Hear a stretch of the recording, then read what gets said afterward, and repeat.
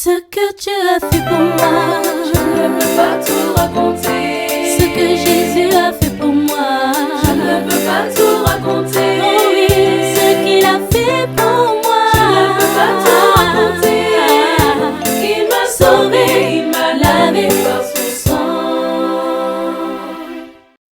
Chers internautes, bonjour. Nous sommes dans la joie de vous retrouver dans cette nouvelle émission de Ce que Jésus a fait pour moi. Donc nous sommes dans une émission de témoignages où nos invités racontent leur rencontre avec le Seigneur Jésus.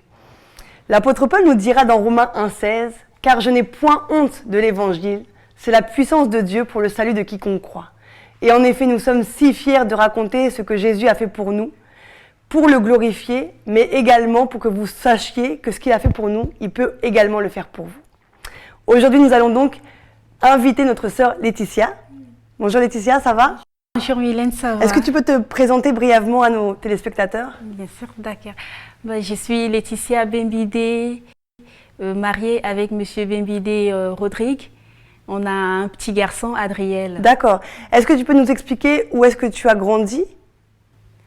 Oui, j'ai grandi, je suis née en Centrafrique, grandi en Centrafrique et suis l'unique fille parmi 3 garçons. D'accord. Il y a une petite particularité dans ta famille? Oui, après, on peut dire que ma maman, elle n'a pas eu cette chance-là, voilà, de vivre d'avoir un seul homme dans sa vie. Du coup, on est 4 enfants des papas différents. D'accord. Moi, je parlais plutôt de ton papa, justement. Oui. Qui est ton papa? Mon papa, c'est Rebendi Mathieu, c'est un prêtre capucin. Ça, c'est dans l'église catholique. Et quand j'étais née, je n'ai pas vu mon papa tout de suite parce qu'il était parti en Italie par rapport à ses fonctions de prêtre. Et c'est en grandissant, quand j'avais entre 11 et 12 ans, que j'ai rencontré vraiment mon papa. D'accord. Donc, tu as une annonce à faire à ton papa? Oui. Oui, quand j'ai rencontré mon papa, pour moi, vu que toute petite déjà, je manifestais cette envie-là de rentrer en couvent. Et quand je l'ai rencontré, je lui ai parlé de ça. Je me disais, en tant que prêtre, il va être content de sa fille qui manifeste cette envie-là. Mais non, c'était pas ce que j'ai eu en retour. Mon papa, quand je lui ai parlé de ça, il m'a juste conseillé en me disant tu es ma fille, j'aimerais que tu sois honnête avec Dieu et je veux juste que tu te maries, tu aies tes enfants et tu fais ta vie. C'est ce qu'il m'a conseillé. D'accord, donc il te fait renoncer au couvent.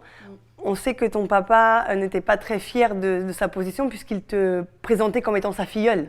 Donc c'était une souffrance. C'est en grandissant que j'ai compris oui, ce qu'il voulait me dire par là. D'accord, donc c'est pas l'ambition de toutes les petites filles que d'aller au couvent, de devenir bonne sœur. Tu aimes déjà Jésus? Oui, déjà toute petite, quand j'ai regardé le film de la vie de Jésus, j'étais touchée et étant petite, je pleurais et tout. Donc, tout de suite, j'ai voulu marcher comme Jésus et tout. Et c'est cette envie-là qui m'a emmenée à continuer aussi à marcher dans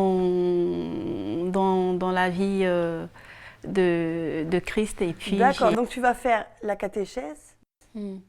Oui, j'ai fait la catéchèse. J'étais baptisée, confirmée comme une bonne catholique et tout. Et par la suite, j'ai eu qu'est-ce que je veux dire par là? Il y a aussi quelques mouvements que ma tante, j'ai été élevée par ma tante en fait.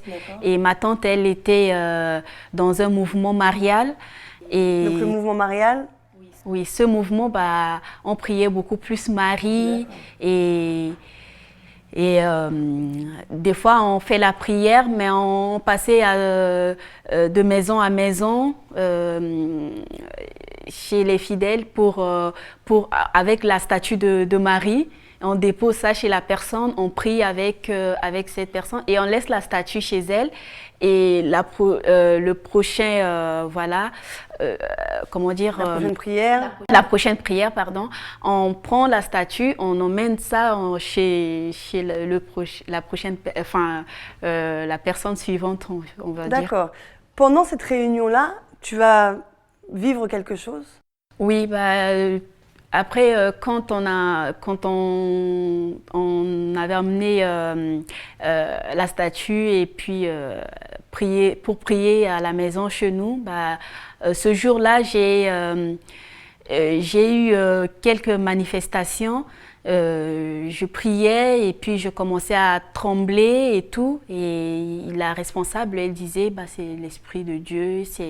Voilà. Donc, pour c'est normal, cette manifestation-là. Et suite à ça, j'ai eu même quelques visions. C'est-à-dire, quand je voyais une personne qui a de la sorcellerie, je peux savoir ça. Et puis, on me montrait beaucoup de choses, même dans ma famille, je voyais beaucoup de choses. Donc un peu un don de voyance. Voilà. D'accord. Ça se manifeste pas mal quand même, puisque à l'école... Oui, c'était intense. Même à l'école, parce que j'étais dans une école catholique. Et à l'école, avant de commencer les cours, on fait la prière le matin. Et à chaque fois qu'on faisait la prière avant de commencer les cours, j'ai toujours cette manifestation. Des fois, on me fait sortir de la classe pour que je reprenne. Pour que ça se calme. Voilà. Ta maman est assez inquiète par rapport à ces manifestations? Justement, oui. Oui, elle était très inquiète et puis elle aimerait que ça s'arrête. Parce que voilà, ça me perturbait aussi à l'école et tout. Et du coup, la seule solution, c'était d'arrêter de faire des prières intenses, genre de faire beaucoup de chapelets, parce que je faisais des fois 250 chapelets par jour et tout. Donc, du coup, suite à ça, je m'arrêtais à 10 chapelets et je faisais juste la prière de Notre Père. Et ça s'est calmé. D'accord, donc là, on redevient au calme. Au calme, oui. Donc tu vas rencontrer Rodrigue qui va devenir ton mari. Vous allez vivre ensemble, vous allez passer par le Maroc, en France, oui. Et puis vous allez vous retrouver dans cette ville d'Arras. Oui. Tu vas repartir un petit moment pour des vacances en Centrafrique? Oui, j'étais partie en vacances, c'était en fin 2019. Et sur place, là-bas, quelque chose m'était arrivé parce que j'ai eu de la visite de mes cousins. On était comme ça en train de discuter en famille et tout d'un coup, je me sentais pas bien. Je ressentais comme si voilà, ma respiration allait se couper et donc je faisais pas attention vraiment, mais ça persistait en fait. Et là, j'ai dit à mes cousins, j'arrive, donc je rentrais dans la maison pour prier en fait. J'ai appelé. C'est une sensation d'étouffement, c'est ça? D'étouffement, voilà, c'est ça. Et je rentrais et j'ai appelé ma nièce Épiphanie, donc elle était venue avec moi dans la chambre. Je m'agenouillais, j'ai pris mon chapelet et je voulais prier, mais je n'arrivais pas. Parce que voilà, j'ai vraiment, ma respiration, veut s'arrêter tout de suite, je sais pas. Et elle a vu et je lui ai fait signe aussi d'appeler maman. Elle a appelé ma maman et puis ma maman était rentrée dans la chambre, elle m'a vue, elle m'a pris dans ses bras et elle commençait aussi à prier. Et moi, je n'arrivais pas, j'étais consciente, mais je n'arrivais pas à ouvrir la bouche. Et puis là, le seul mot qui sortait de ma bouche, c'était Jésus. Je criais Jésus, Jésus. C'est le seul mot qui sortait de ma bouche. Et après, mon grand frère aussi était là. Il a appelé une dame aussi qui priait pour des gens, qui les soignait aussi. Et là, la dame lui a dit, faut pas m'emmener à l'hôpital, que voilà, s'il peut m'emmener chez elle. Et on m'a emmené chez cette dame. Et cette dame, j'étais dans un état d'inconscient. Moi, je ne savais pas ce qui se passait. C'est après qu'on m'a expliqué que voilà, cette dame, elle a prié et elle a dit que voilà, j'avais l'esprit de mort sur moi et tout. Et puis, par la suite, elle a donné de l'huile d'olive, du sel. Pas des bonnes choses non plus, en fait. Voilà. Voilà. Donc c'est un événement qui t'a marqué quand tu rentres en France, donc tu en parles à Rodrigue et tu vas te lancer dans quelque chose à la recherche de Dieu. Moi surtout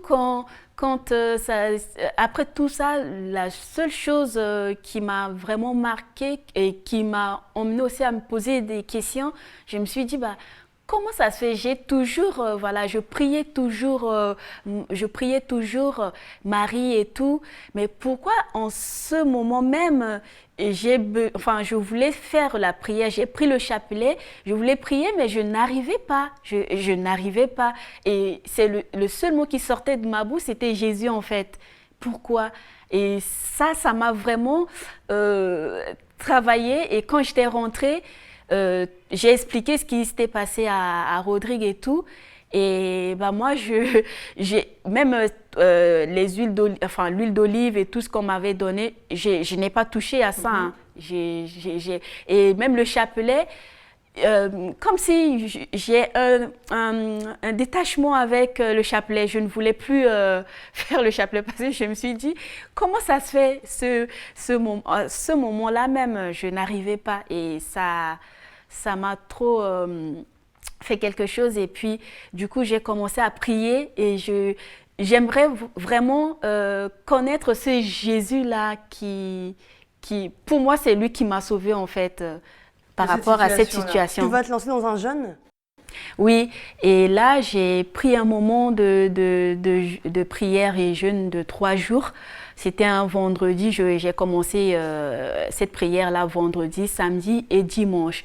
Et j'ai pris ce moment de prière, mais je ne faisais pas le chapelet. J'ai mis le chapelet de côté, je m'adressais tout simplement à Jésus et j'ai commencé à faire la prière. J'ai jeûné et le 3e jour, c'était un dimanche, je devrais clôturer le jeûne. Et pour moi, je voulais quand même aller à l'église ce jour-là pour clôturer le jeûne que je faisais. Et quand j'étais allée, c'était à la messe de 18h. Et quand j'étais sur place à l'église, je faisais la messe bien et tout. Et au moment de la communion, j'étais allée prendre la communion. Et quand j'ai mis la communion dans ma bouche, je ne sais pas ce qui s'était passé. Tout de suite, j'ai commencé à tousser, mais à tousser jusqu'au point de vomir en fait. Et tout le monde qui était dans l'église se tournait pour me voir. J'étais sortie de l'église et j'ai vomi tout ce qui... Donc la communion, tu l'as vomi?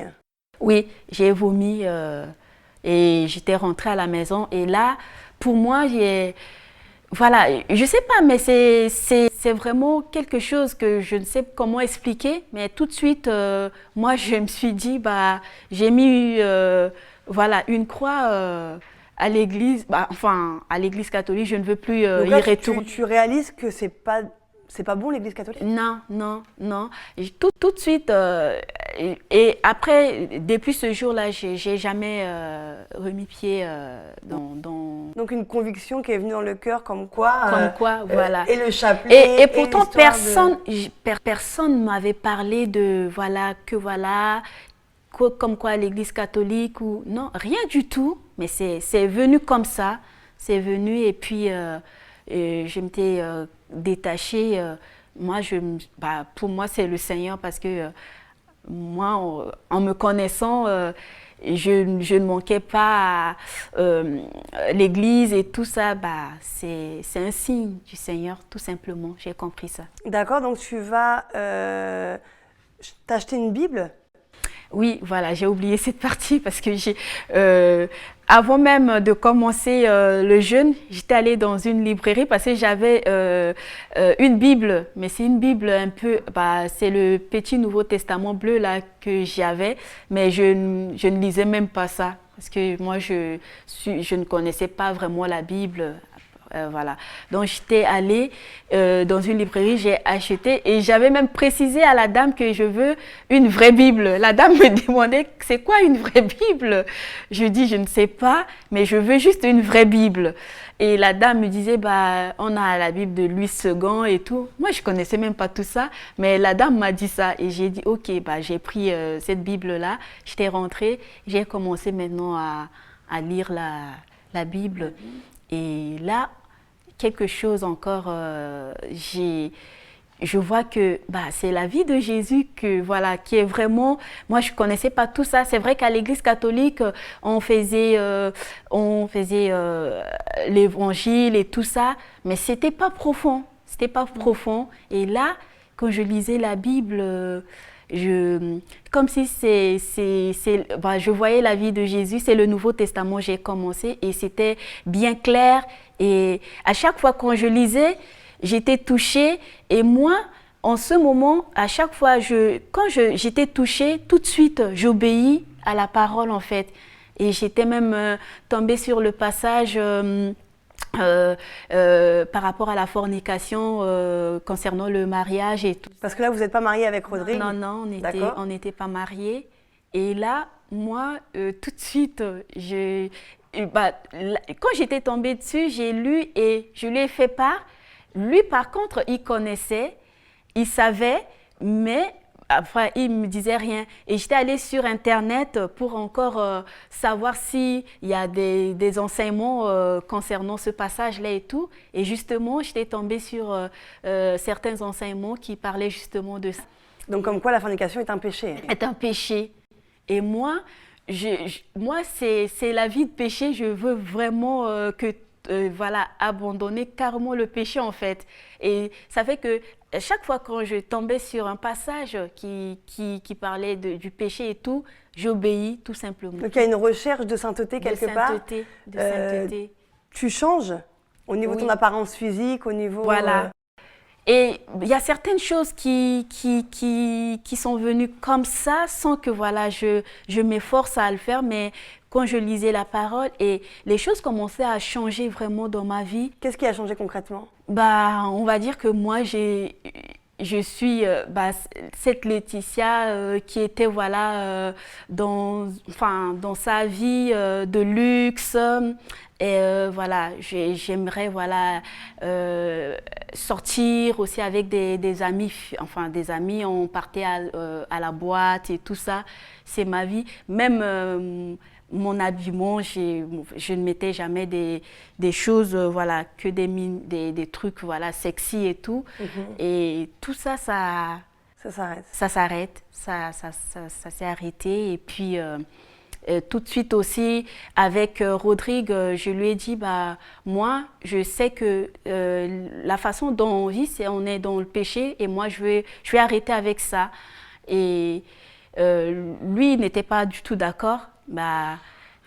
Je pense que c'est le Seigneur qui m'a donné cette force-là de rester ferme, en fait. Tout de suite, j'ai changé de chambre, donc je lui ai dit, s'il veut, moi, soit je reste dans notre chambre et lui part dans la chambre d'amis, ou soit moi, je pars dans la chambre d'amis et tout. Il faisait même pas attention à tout ce que je lui disais, mais moi, j'ai pris mes trucs, j'étais allée rester dans la chambre d'amis et voilà, la persécution a commencé. D'accord. Il y a un petit événement où donc par rapport à la fornication, tu es aussi allée chercher sur Internet, tu es tombée sur une femme pasteur. Oui. Donc c'était un élément aussi pour donner à Rodrigue comme quoi... Oui, justement, quand je regardais, parce que je n'avais personne pour m'éclaircir encore, parce qu'il y a certains passages, je comprends, mais pas vraiment. Et moi, la seule chose, j'allais sur Internet pour savoir encore plus. Et du coup, je tombais sur beaucoup des enseignements des pasteurs, beaucoup des pasteurs, et dont voilà, je taire les noms. Et j'étais tombée sur une dame pasteur que voilà, je dois taire son nom. Et cette dame, elle enseignait tellement bien des choses. Et j'ai beaucoup compris, j'ai compris beaucoup de choses à travers elle, et même par rapport à ses enseignements, j'ai parlé de certaines choses dont elle parlait à Rodrigue, et Rodrigue, lui, de son côté, lui, il voulait tout simplement que j'arrête avec tout ce qui se passait dans ma vie. Donc, qu'est-ce qu'il lui il a fait? Il était allé chercher des enseignements qui parlaient justement des femmes pasteurs qui dénonçaient comme quoi la femme ne peut pas être pasteur. Voilà, la femme ne peut pas être pasteur. Lui, il m'a envoyé le lien. Et justement, pour lui, c'était pour me décourager parce qu'il sait que j'obéis tout de suite à la parole. Et si je tombe sur cet enseignement-là, je vais arrêter aussi de suivre cette dame, en fait. Pour lui, c'était ça.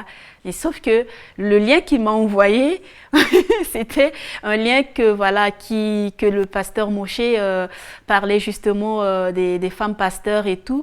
Et quand j'étais allée dessus, je voyais comment le pasteur parlait, et quand j'ai passé beaucoup de temps sur Internet, sur les pasteurs et tout, et c'était pas ce que je cherchais, c'était des trucs de miracles, les pasteurs qui, voilà. Et tout de suite, quand j'ai vu la façon dont il expliquait les choses déjà, dans la simplicité et la vérité de ce qu'il expliquait, ça m'a vraiment touchée. Et je me suis dit tout de suite, mais ce monsieur, j'espère qu'il ne vit pas en Afrique. Donc, tout de suite, j'étais allée, j'ai fini de suivre l'enseignement. J'étais allée tout de suite chercher là où se trouve l'église de ce pasteur. Et j'ai vu CCN Bethléem. Donc, j'ai tapé sur Google et j'ai vu c'est à Rouen. J'ai dit, gloire à Dieu. J'étais contente. J'ai dit, si c'est en France, c'est bien. Parce que moi, il faut dire que la dame que j'ai suivie, elle était à Lille. J'étais allée même dans son église, mais sur place, il y a quelque chose que j'ai pas aimé, et voilà. Donc Rodrigue, en voulant te décourager, c'est lui qui t'amène véritablement à la vérité. À la vérité, voilà. Gloire à Dieu. Et quand j'ai regardé, maintenant, j'ai été allée sur YouTube, sur le lien de CCN Bethléem. J'ai vu beaucoup des enseignements, des prédications et tout. Et là, j'ai commencé à suivre. Je dormais pas la nuit. Comme on dit, je mangeais la parole. Et comme si, que ce soit Pasteur Moshe, Jean-Luc, c'était pareil, comme si c'est le Seigneur qui passait par eux pour me parler, pour répondre à certaines de mes questions. Par rapport à la Bible? Par rapport à la Bible. Parce que voilà. D'accord, donc tu vas prendre contact? Oui, et voilà, j'ai vu le numéro, j'ai pris contact, et justement j'ai appelé ce jour-là, j'étais tombée sur toi. Et tu vas prendre la décision de te faire baptiser? De me faire baptiser. Pourtant, tu étais baptisée dans l'église catholique, mais oui. Qu'est-ce qui se passe? Voilà, justement, je ne sais pas, mais il y a quelque chose en moi.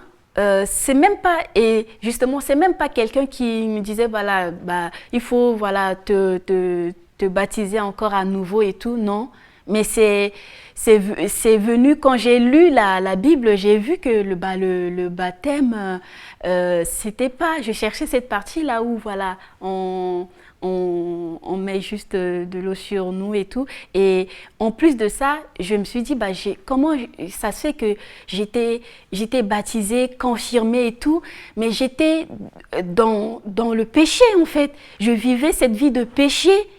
Et aujourd'hui, j'ai rencontré ce Jésus-là, et tout a changé en moi. Et là, je me suis dit, bah, je veux vraiment me faire baptiser vraiment sur la parole de Dieu et puis naître de nouveau, quoi. C'est Amen. ça. Donc, il y a quand même une persécution avec Rodrigue. Le Seigneur te soutient parce que Rodrigue, on sait qu'il est quand même catholique à ce moment-là. Donc, c'est un combat à la maison. Oui, c'était vraiment un combat à la maison parce que lui, il me disait clairement que lui, il est né catholique, il va mourir catholique. Et donc ça, il y a rien à changer. Donc vu que voilà, je ne veux plus qu'on vit cette vie, qu'on continue dans cette vie de péché et tout, bah pour lui, c'est voilà la seule solution. Peut-être pour lui, c'est de me persécuter jusqu'à ce que je m'arrêtais, voilà. Mais non, le Seigneur. Vraiment, il m'a soutenue, il m'a donné voilà, cette force. J'étais vraiment ferme, je restais ferme. Peu importe ce qu'il me faisait à la maison, même avec ma famille, parce que notre famille se connaissent et tout, donc, se connaît, pardon. Et du coup, il a parlé à ma famille, donc du côté de ma famille, ma maman m'appelait et voilà, tout le monde était sur moi, donc c'était vraiment très dur. En disant quoi, c'est dans une secte Voilà, parce que lui, il a expliqué comme ça que voilà, j'étais rentrée dans une secte et tout, et ça va pas, donc lui, il va partir et tout, et donc ma maman, voilà, en apprenant ça, donc non, ça, elle m'a appelée, elle a pleuré même au téléphone en me parlant et tout.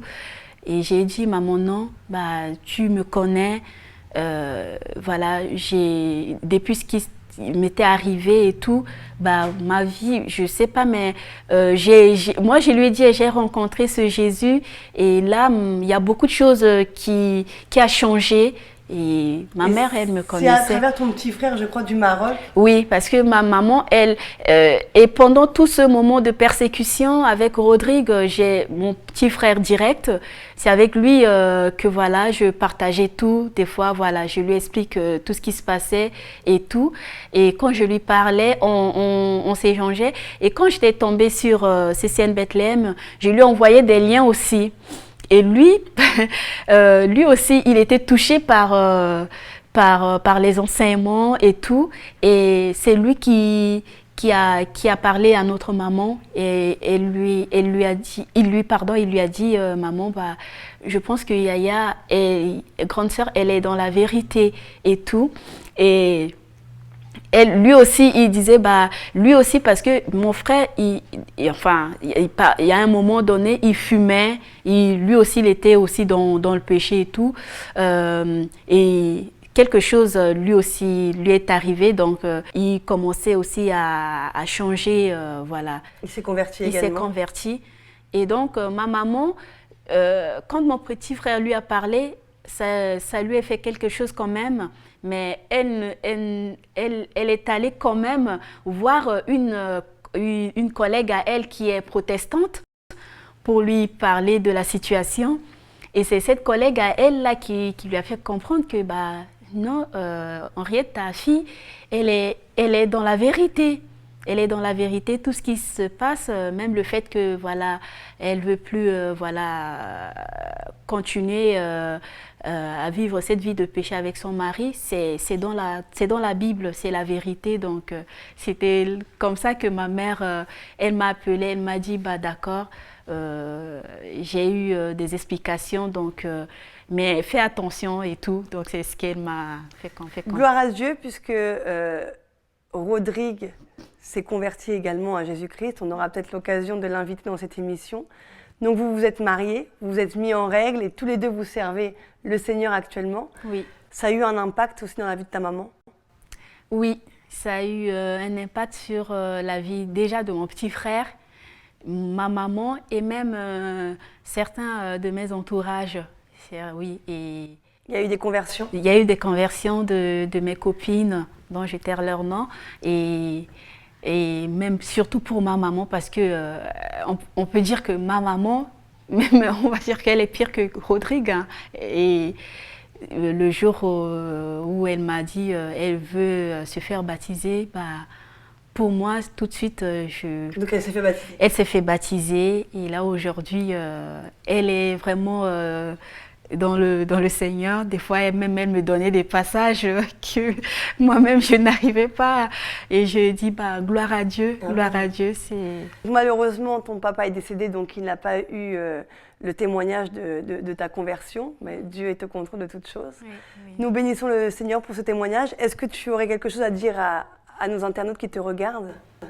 Ce que je peux dire à quelqu'un qui m'écoute, après, c'est pas la religion qui sauve.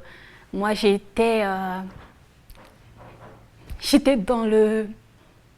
Enfin, je ne savais pas qu'aujourd'hui, voilà, je suis cette personne-là qui est dans la vérité. Parce que le Seigneur, il m'a tirée de là où j'étais et j'ai répondu à son appel. C'est ça. Donc, si quelque part, vous voyez quelque chose, il ne faut pas résister. Répondez à l'appel du Seigneur et puis voilà, vous verrez que voilà, c'est vraiment merveilleux de vivre avec le Seigneur. Amen. Merci Laetitia. Merci à vous de nous avoir suivis. C'est sur ces derniers mots que nous nous quittons, sur ces mots merveilleux, ce témoignage formidable. Nous bénissons encore notre Seigneur Jésus-Christ et nous vous disons à la prochaine fois pour une nouvelle émission de Ce que Jésus a fait pour moi. Que Dieu vous bénisse. Ce que Dieu a fait pour moi, Je ne peux pas tout raconter. ce que Jésus a fait pour moi, Je ne peux pas tout raconter. oh oui, ce qu'il a fait